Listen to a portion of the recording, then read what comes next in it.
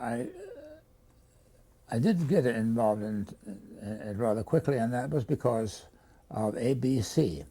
All right, we're ABC talking now about television, the we're beginnings talking of about the beginning of television and the extent to which, after the war, beginning in 1946, in addition to your being involved with the teaching in a department that's of right. radio and television, what other ways, if any, were you This has involved? nothing to do with teaching, but it has to do with production on ABC, although it has to do with Columbia also. In other words, are we on? Yes. ABC came to us at Columbia University and said, now ABC, remember, was really new. NBC had two networks originally, and had been required by antitrust action to get rid of one of them, and so it had sloughed off what they called the Blue Network, and the Blue Network was then sold to the Lifesaver Company to become American Broadcasting Company. But it was short of cash, and they had a hard time getting started. Now, Robert Sordek became the director of public service for ABC, and soon after the war, he came to me and said, "Can you think of something that we can do for very little money on ABC involving Columbia?" And I thought about it for a while and suggested that there was a very popular series called American Civilization, which all freshmen, I think, were required to take, or all undergraduates were required to take at some time.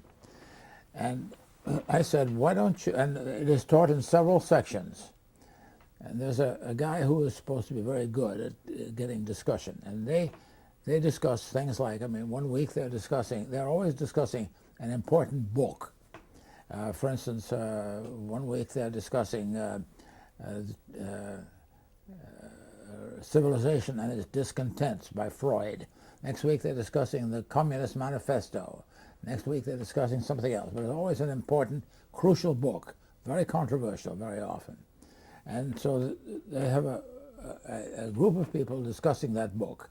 And this is done in a number of different sections. Now I said, I think if you arrange for one of these sessions to be held in front of a camera at an ABC studio, in other words, to be broadcast, and you group, and that people have a chance to apply for admission to that group, we might see some interesting results.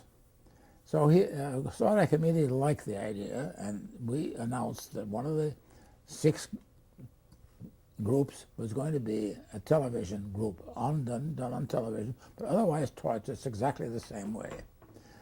But so some people said they were too scared to do that because they were afraid of making the new fools of themselves. Other people said, well, if I'm going to be on television, I'll certainly read the books. And so, I'd like to be in that, you see. So some people didn't want to be in it, and some people did want to be in it immediately. And the people who did want to be in it were people that we really wanted. And they were going to have, ABC was going to pay for their tuition. That was the 3 points were, covered more than $100. So they would be relieved of the tuition costs. And they would appear on television. So,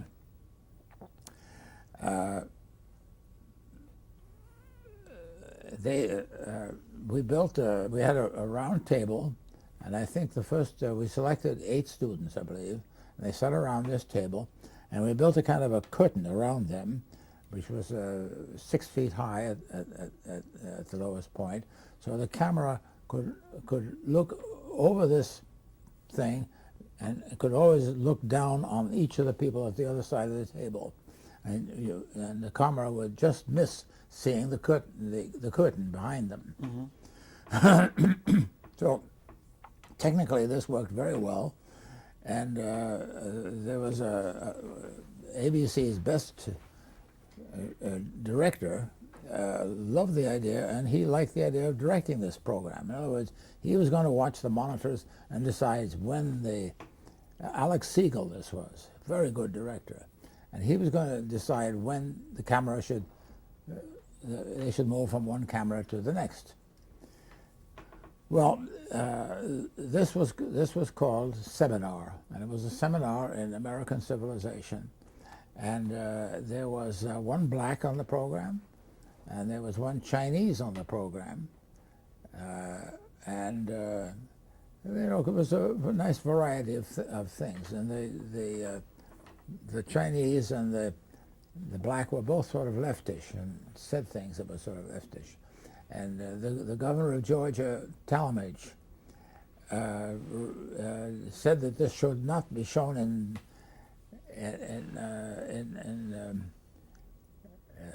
Georgia because it was disgraceful to have a program of this sort in which a black was participating with 7 white people in a discussion of this sort.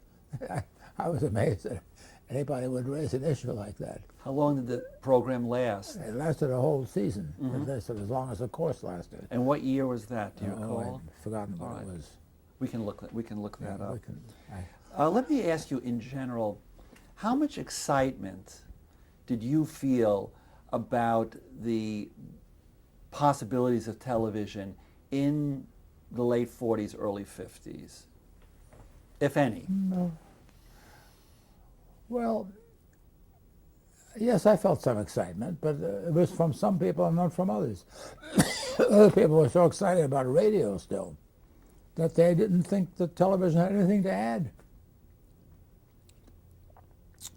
I mean, this was certainly true, for example, of educators who were using radio who did not understand the importance of television. But did you personally feel that this was something that, I mean, given your interest in film and documentary as well as radio, did you see this as a potentially important new medium? I didn't know what niche it would take, but I felt it would be an interesting thing, but I didn't know what it was going to be like. Now, in the early, let's say, late 40s, early 50s, how closely did you monitor what was going on television? Were there favorite programs of yours? And for example, we now look back on some very important programming that you've written about in your histories, the anthology drama series, See It Now, the comedy shows of Sid Caesar and others. I'm asking you now, not as historian, but as viewer at the time, did you watch any of those programs, and which were your favorites? I watched all those programs, but you must remember, I was a father of 3 children, and they were watching them too. So we watched those programs, and also the westerns. My younger kids watched the westerns. Were there any specific programs that meant something to you at the time? Well, in the very early period, program which meant an awful lot was a program that emanated from, I think, the Philadelphia Museum or a Baltimore Museum, and it was called What in the World? And it began with an object on a table brightly lit from above, and 3 men sitting around it came to sit around it, and they were professors from various universities, and they had to figure out what that was and where it came from and from what century it was. And so they were anthropologists mostly. And this was a terrible, you know, they would say, well, I think this is such and such a thing. And I should say, well, it would come from the South Pacific and maybe from Tahiti, you know. So, and I would say 19th century, you know. And sometimes they were incredibly right, and sometimes they were way off. But they were putting their reputation on the line in this guessing they were doing. And, you know, they would mention various things that they noticed about it. And they had a right to pick it up and look at it. And it was, and it's, What in the World was the title. And that was, to me, one of the most exciting programs I ever saw. Interesting. And I remember the whole family watching it with great interest.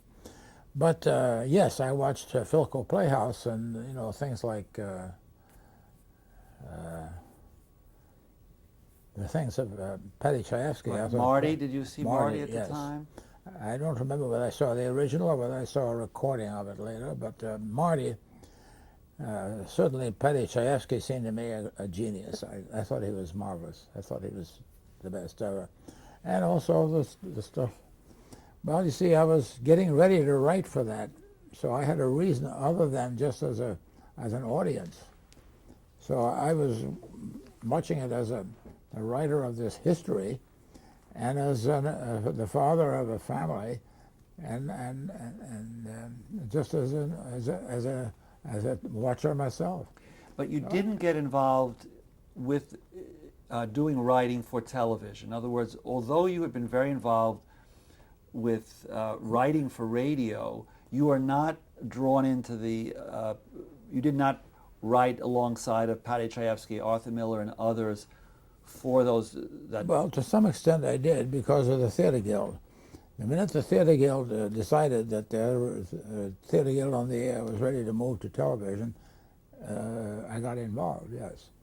And the first one I got involved in, and I don't remember the date, was they had persuaded Tallulah Bankhead to appear on television, and she would appear on a radio, on a Theatre Guild program.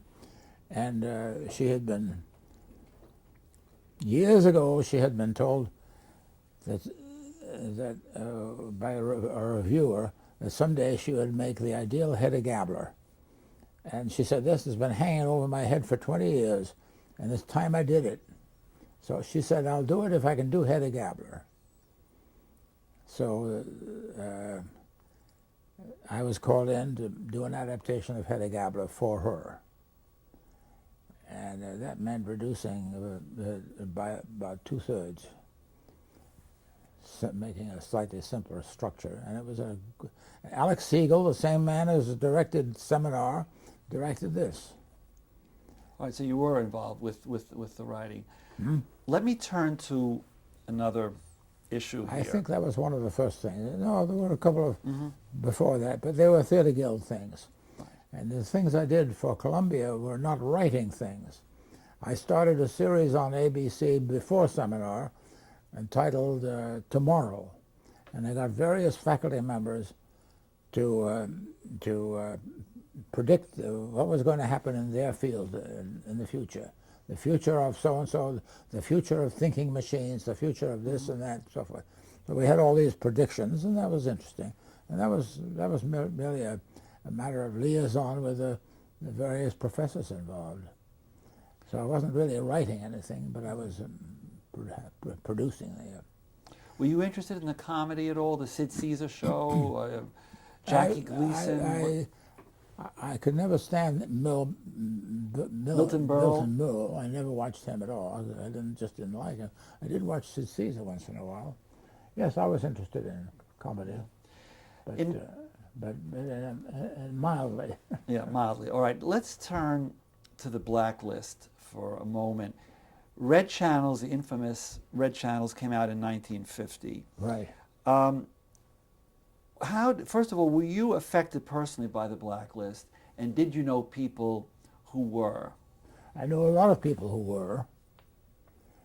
I wasn't personally involved in the blacklist, so far as I know. Well, you see, the blacklist reached far beyond people who were voted by it directly.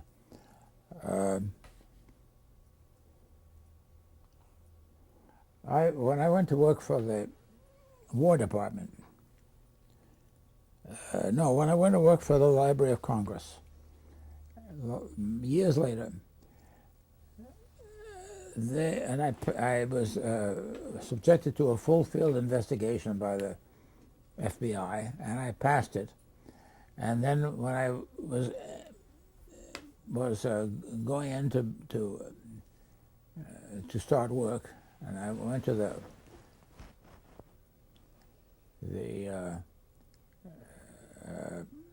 personnel director, she said, well, now you can see your files if you want to, now that you've been approved. I said, what do you mean, what files? She said, your FBI files. We have to send them back to the FBI, but before we do, you have a chance to look at them. So I didn't know what that meant. So she got out from file a file that thick, and I found that it included one of the first things it included was the file having to do with a full-field FBI investigation when I started working for the War Department during World War II. And this investigation revealed that they had gone to all sorts of people that lived in the neighborhood of our apartment in 39 Claremont Avenue, and a lot of people in the Writers Guild, the Radio Writers Guild, and so forth, and the guilds. And the people all around Columbia all said, "Oh, it's a very good family," things like that. The ones that went to the radio and television writers had quite a variety of. Some of them said, I think he's probably a very conservative person, and others said, I think he's a very radical person. I was surprised that I gave that many impressions. And one of them said, he is very skillful at concealing his opinions, but I think he is really the leader of the left-wing faction of the Guild. That's what one member not identified. I mean, the identification of these people was blacked out, so I didn't know who said that. But that was very interesting. But the point is that on the basis of this, the FBI recommended that the War Department not hire me. And the amazing thing was that in spite of this, the War Department did hire me. And it must have gone up to the top general, who was Frederick Osborne, who I'm sure it was he, because he had shown a particular interest in what I was doing and had sent for me several times, and I talked to him at length. And he had said at one point, I think it would be best to keep you out of uniform, keep you as a civilian, because then if you run into any troubles, you can come to me directly without having to go through channels. Now that's an amazing thing for a general to say. He was a major general in charge of the Information Education Division. So I never found... That was really, though, before, that was a security check during the war. In terms of the blacklist period, you say there were friends or acquaintances or colleagues who were directly affected by the blacklist. Yes, that's right. That would have been later, yeah. Yes, I had quite a few. I had several friends who were in black and red channels. Some very good friends. Mm-hmm. Norman Corwin, Drew Boardman, a lot of very good people. Well, let me ask you, in your history of American broadcasting, you place some emphasis on this.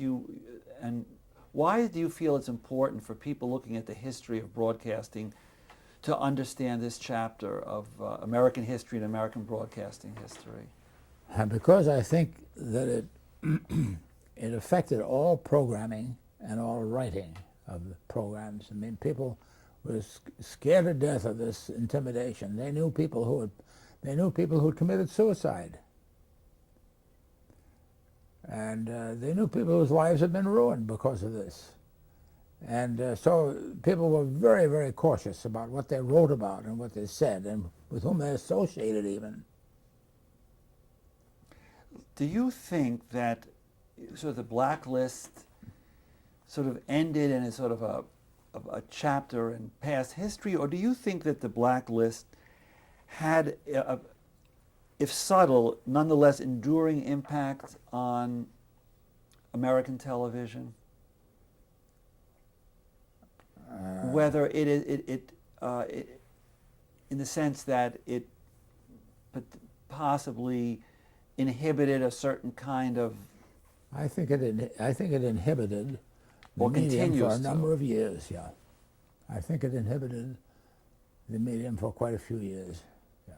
But particularly in the early period, yes. I mean, after a while, people may have forgotten about it, and some people would have had more courage and started to write what they believed in, and didn't get into trouble over it. But while this was going on, it was a ever-present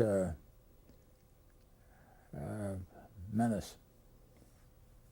Did now, so how important do you think the series of programs dealing with McCarthy and McCarthyism on See It Now, and Edward R. Murrow's See It Now program, how important do you think those programs were in bringing down Senator McCarthy?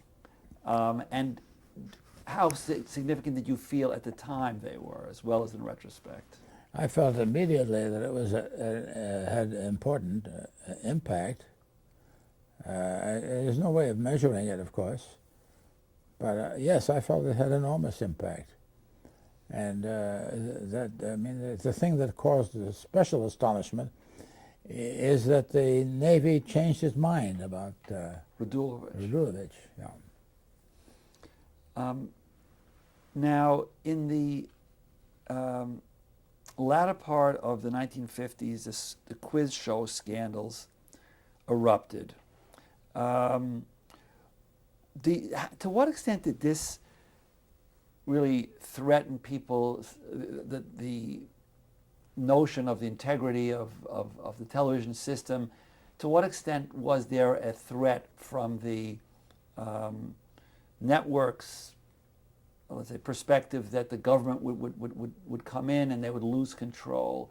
Was there a moment of kind of panic within the industry there, that they had to regroup and do damage control to maintain network?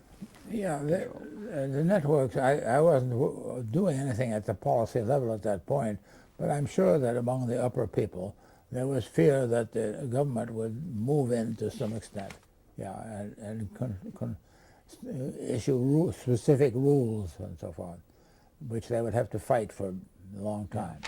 All right, I want to just jump ahead and focus a little bit on your 3-volume History of American Broadcasting, which is the point of departure. It's become a standard and much acclaimed work that really is a point of departure for virtually all students of American broadcasting history.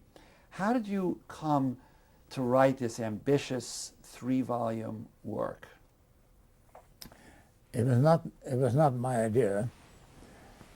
The editor of Oxford University Press came to me and as the editor of Oxford University Press, New York, which was a separate corporation, and which had the right to produce its own programs, its own books rather. It also had the right to distribute from the New York office any things produced, any books produced by other branches of the press.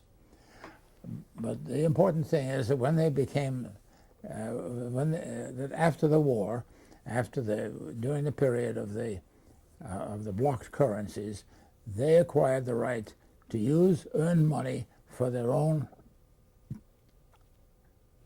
book production.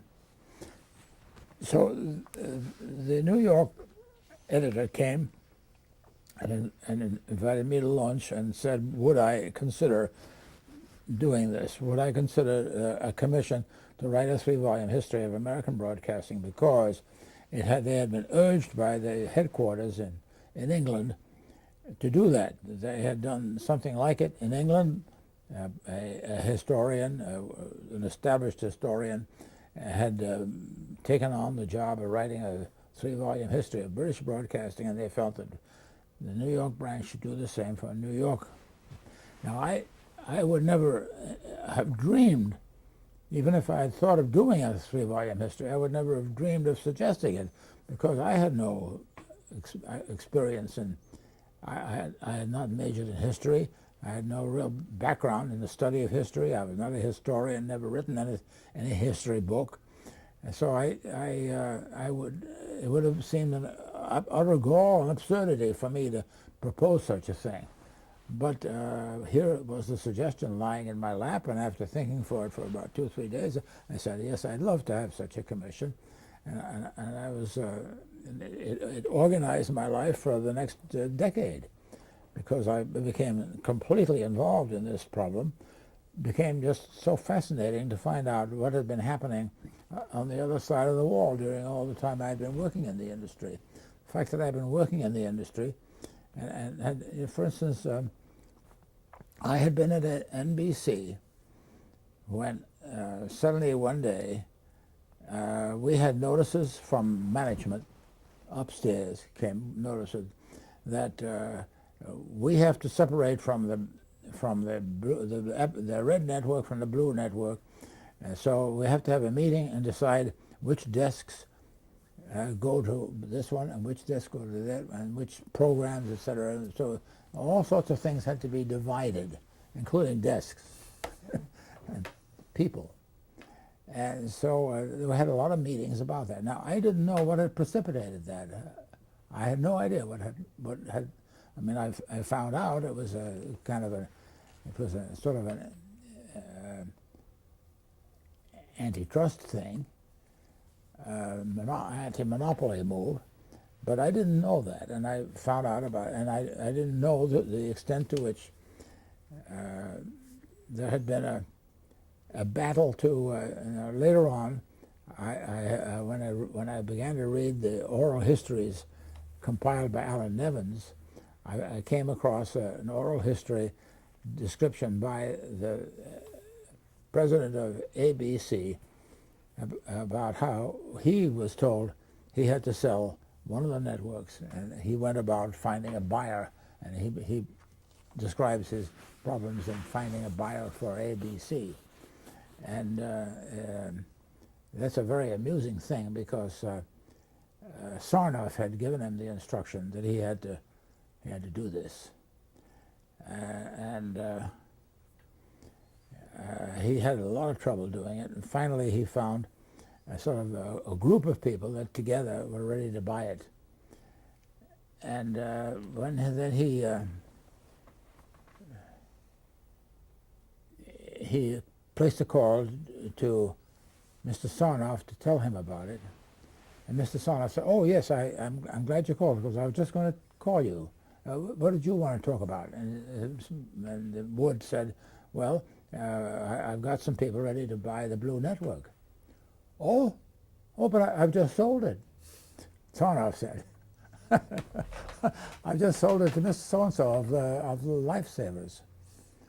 Now, this is an extraordinary story. You know, this is at best very bad manners on Sarnoff's part, but that's the way it is sold by Mr. Wood, the president of ABC. Well, the 3 volumes are full of many extraordinary stories, and was that work modeled on any other history or work, or?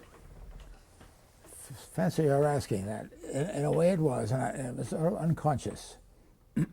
Shortly before undertaking this, I had been enchanted by Dos Passos USA, that trilogy.